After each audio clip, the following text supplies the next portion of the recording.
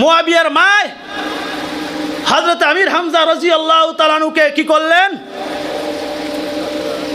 তেনাকে শহীদ করার নির্দেশ। ওয়াহাশিকে বলা হলো, ও ওয়াহাশি তুমি কি পারবে আমির হামজাকে খুন করার জন্য?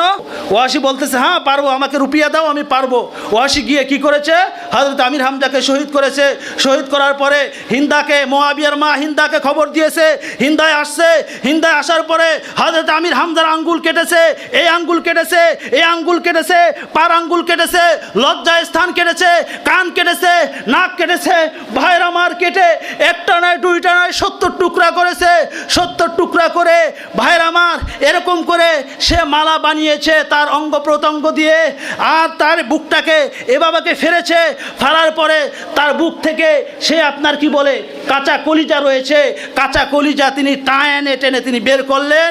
বের করার পরে এই হিন্দা মুআবিয়ার মা কি করলেন, কাঁচা কলিজা চিবিয়ে চিবিয়ে খেয়েছে। কি করে খেয়েছে? চিবিয়ে চিবিয়ে খেয়েছে।